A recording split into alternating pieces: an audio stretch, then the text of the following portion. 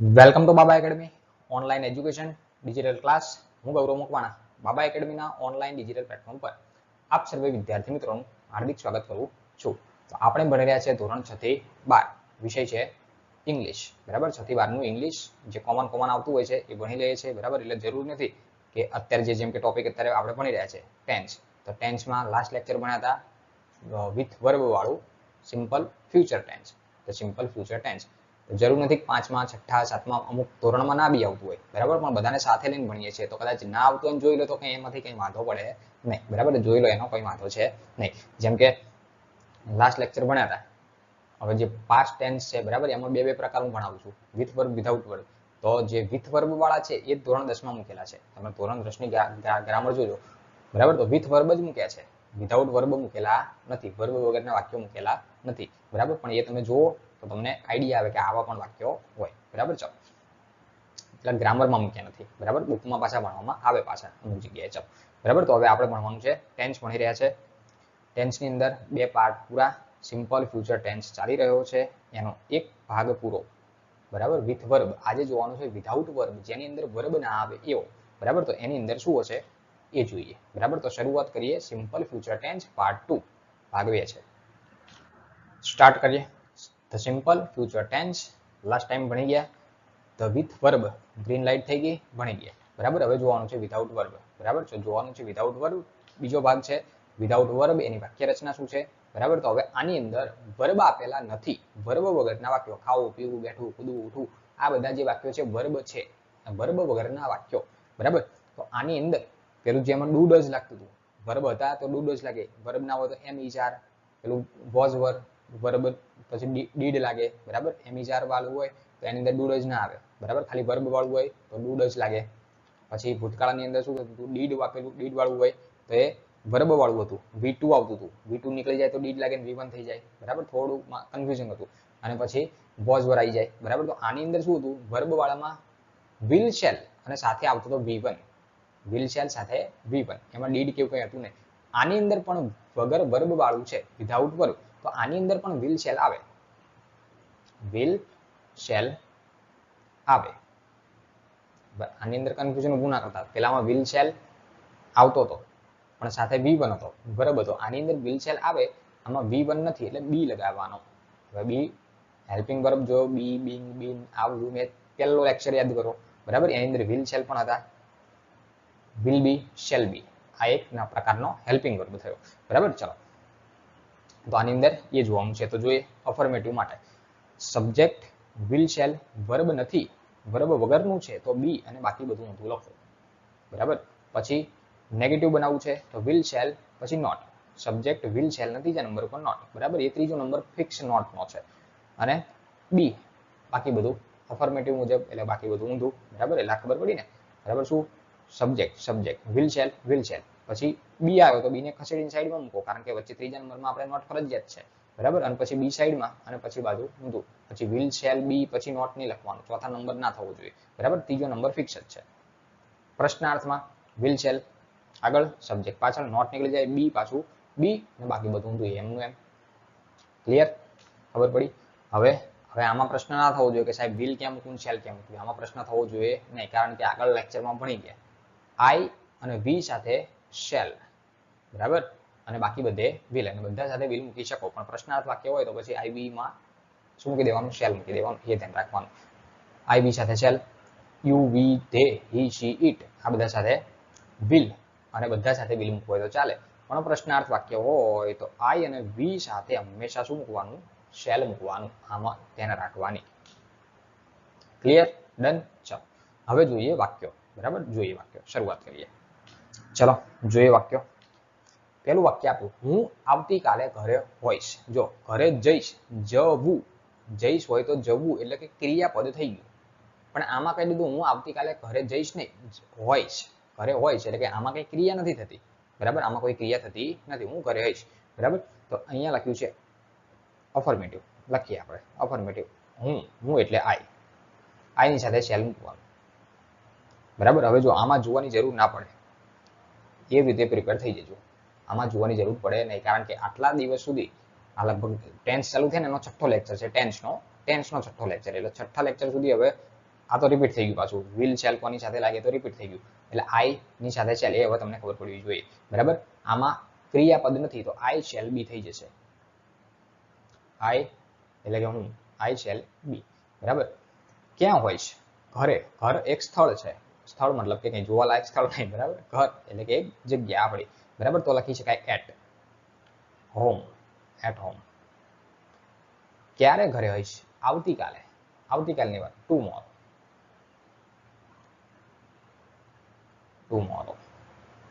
હું આવતીકાલે ઘરે હોઈશ, ડબલ એમ ના આવે, સિંગલ એમ આવે, બરાબર, સિંગલ એમ. ચલો, હું આવતીકાલે ઘરે હોઈશ, ડબલ આર આવે, my mistake.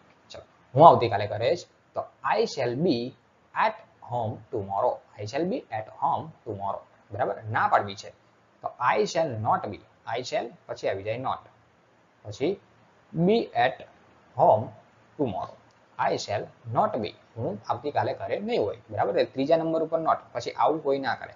I shall be not, I shall be not, બરાબર, કારણ કે શેલ બી સાથે જ છે એટલે એ બી ને ખસેડીને સાઈડમાં રાખવાનો, વચ્ચે ત્રીજો નંબર નોટ નો ફિક્સ છે, એ આપણે યાદ રાખવાનું, બરાબર. I shall not be at home tomorrow.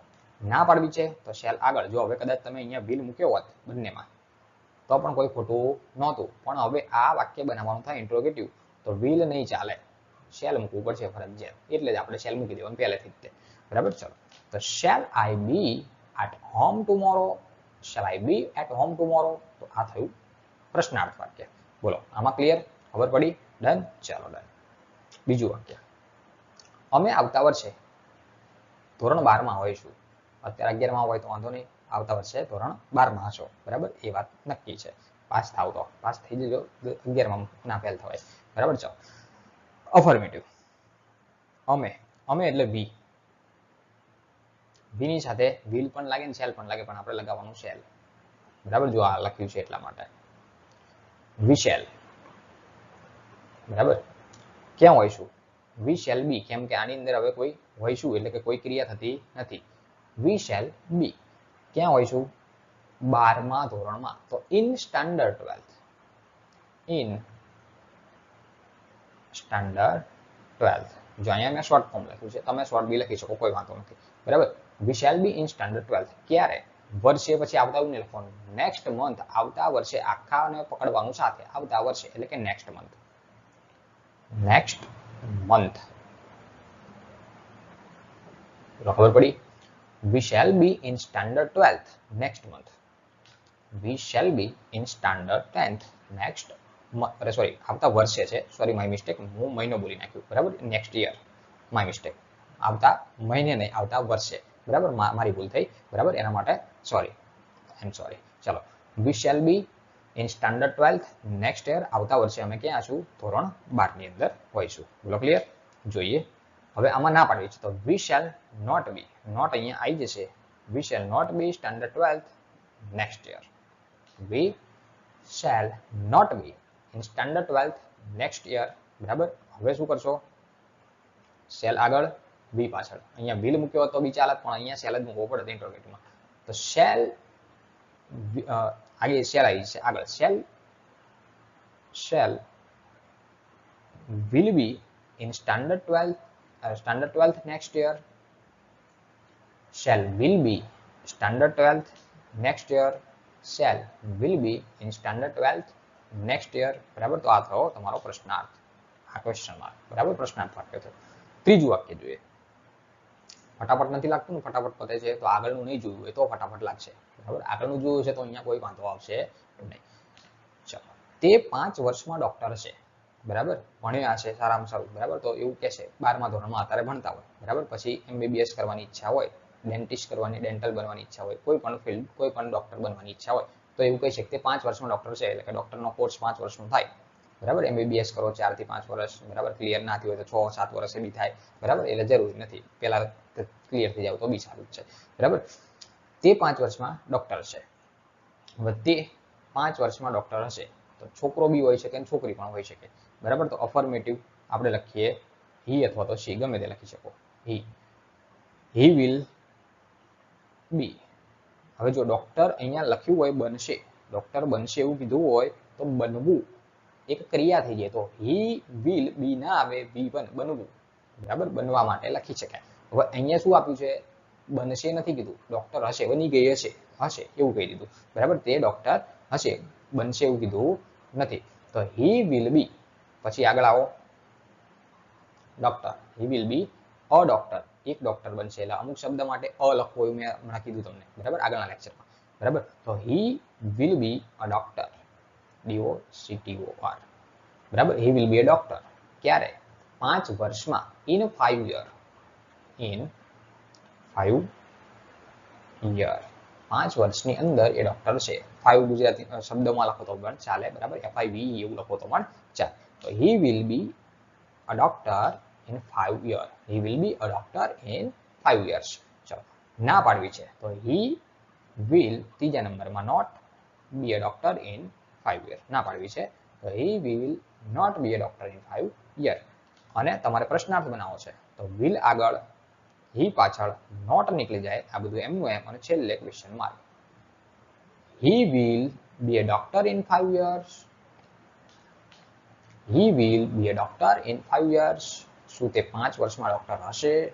હશે, બરાબર. ખબર પડી? ચલો, ડન, બરાબર. તો આ ત્રીજું વાક્ય હતું. હવે જોઈએ ચોથું વાક્ય. ચલો જોઈએ ચોથું વાક્ય. ચોથામાં શું લખ્યું છે? જાગૃતિ આવતીકાલે ઓફિસમાં હશે. જો એવું નથી કીધું જાગૃતિ આવતીકાલે ઓફિસમાં જશે. જશે એટલે જવું, ગો, તો એક ક્રિયાપદ થઈ ગયું. પણ આમાં હશે, પહોંચી ગયા છે એવું કીધું છે. જાગૃતિ આવતીકાલે ઓફિસમાં હશે, બરાબર. જો જાગૃતિ આવતીકાલે ઓફિસમાં જશે તો V1 વાળું બની જશે, અને ના પાડે અહીંયા હશે એવું કીધું તો આમાં કોઈ ક્રિયા થતી નથી, તો બી વાળું વાક્ય બનશે, બરાબર. એટલે કે બંને તમારે જોઈ લેવાના, બરાબર. અફર્મેટિવ. તો જાગૃતિ, તો નામ થઈ ગયું, તો લખો જાગૃતિ. જાગૃતિ. શું કીધું? જાગૃતિ ક્યાં છે? ઓફિસમાં છે, બરાબર. તો જાગૃતિ વિલ બી, હવે અહીંયા જોવાનું નહીં આવે, આ ખબર પડી ગઈ છે. વિલ બી ક્યાં છે? ઓફિસમાં, in the office, in the office ક્યારે? આવતીકાલે, નેક્સ્ટ, નેક્સ્ટ ડે અથવા તો ટુમોરો લખી શકાય. આપણે ટુમોરો લખીએ છીએ, ટુમોરો, બરાબર. તો Jagruti will be in the office tomorrow. Jagruti will be in the office tomorrow. Next day પણ લખી શકાય, આવતા દિવસે, આવતા દિવસે, બરાબર. એવું પણ લખી શકાય, પણ આપણે આવતીકાલ માટે શું હોય? ટુમોરો, બરાબર. તો ટુમોરો લખાય.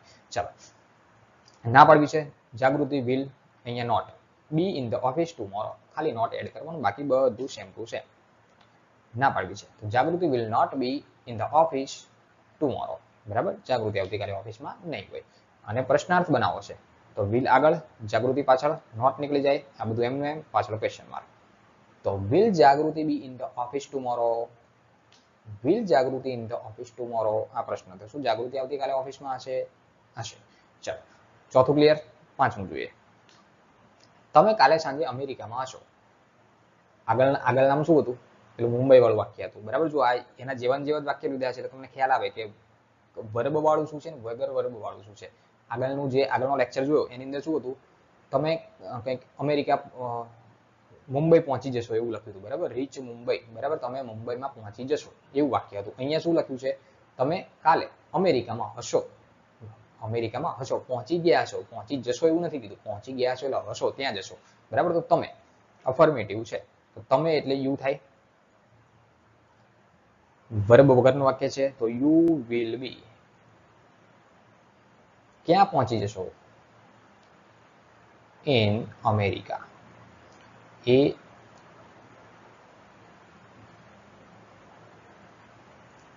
ઇન અમેરિકા ક્યારે? કાલે સાંજે. You will be in America, in the America, in the America tomorrow. You will be in the America tomorrow. You will be America આવતીકાલે સાંજે પણ છે, બરાબર. તો ટુમોરો ઇવનિંગ લખાય, બરાબર. મારી ભૂલ થઈ, ઇવનિંગ, બરાબર. આવતીકાલે તો ખરું, કાલે સાંજે, બરાબર. આવતીકાલે સાંજે એટલે કે ટુમોરો ઇવનિંગ. ઇવનિંગ નથી લખ્યું ખાલી, બરાબર. સાંજનો ઉલ્લેખ કર્યો છે, બરાબર. મારી વાંચવામાં ભૂલ થઈ, સાંજનો ઉલ્લેખ કર્યો છે, સ્પષ્ટલી કર્યો છે, બરાબર. તમે આવતીકાલે અમેરિકામાં હશો તો તમે એટલે you will be in America tomorrow, સાંજે, સાંજે એટલે ઇવનિંગ, ટુમોરો ઇવનિંગ, બરાબર. ચલો આ જરૂરી છે. ચલો ના પાડવી છે, you will not be in America tomorrow evening. You will be not in America tomorrow, ના પાડી કે અહીંયા પહોંચશો હશો નહીં. ચલો પછી પ્રશ્નાર્થ, તો વિલ આગળ, યુ પાછળ, નોટ નીકળી જાય, આ બધું એમનું એમ, પાછળ ક્વેશ્ચન માર્ક, બરાબર. તો શું થઈ ગયું? Will you B in America tomorrow evening? શું તમે અમેરિકામાં હશો કાલે સાંજે? અમેરિકામાં હશો? હા, અમેરિકામાં હશે, બરાબર. Will you B in America tomorrow evening? Clear? Done. ચલો તો હવે મારું કામ પૂરું થયું, તમારું કામ સ્ટાર્ટ. તમને આપી દઉં હોમવર્ક, બરાબર. 5 વાક્યો છે, તમારે હોમવર્ક કરવાનું થાય. જોઈએ હોમવર્ક. ચલો હોમવર્કમાં આપ્યું છે પહેલું વાક્ય, અમે આવતા શનિવારે દિલ્હીમાં હોઈશું. આવતા શનિવારે અમે દિલ્હીમાં હોઈશું. પહોંચીશું નથી, તો થઈ જશે વર્બ વાળું. તેણીની 2030માં એક પ્રધાનમંત્રી હશે. પ્રધાનમંત્રી બનશે ને, બની ગયા હશે, બની ગયા છે, બરાબર. ભવિષ્યની વાત છે. હું રવિવારે અમદાવાદમાં હોઈશ. ચોથું, તેઓ આવતા મહિને ભારતમાં હશે. તેઓ આવતા મહિને ભારતમાં હશે. અને પાંચમું છેલ્લું, અલ્પેશ એક દિવસ ક્રિકેટનો સારો ખેલાડી હશે. અલ્પેશ એક દિવસ ક્રિકેટનો સારો ખેલાડી હશે. તો આ વાક્ય તમારે હોમવર્ક કરીને આપવાનું છે. ફોટો પાડો, મને કરો વોટ્સએપ. વોટ્સએપ નંબર તમારી પાસે છે, ના હોય તો ડિસ્ક્રિપ્શન લિંકમાં મળી જશે તમને, બરાબર. ચલો, અને શરૂઆતના દિવસોમાં લખીને પણ આપેલા છે, બરાબર. એટલે વારંવાર લખવું અયોગ્ય, બરાબર. અયોગ્ય તો ના કહેવાય, બરાબર. વારંવાર એકનું એક લખીએ એટલે જે જોવે છે ને એમને થાય સાહેબ શું એકનું એક લખવા સારું થાય, બરાબર. ચલો, બરાબર. તો આ વાક્ય વાક્ય બધા પૂરા થયા અને તમારું હોમવર્ક ક્લિયર થયું, બરાબર. તો અહીંયા સુધી રાખીએ છીએ. સો થેન્ક્સ ફોર અટેન્ડિંગ.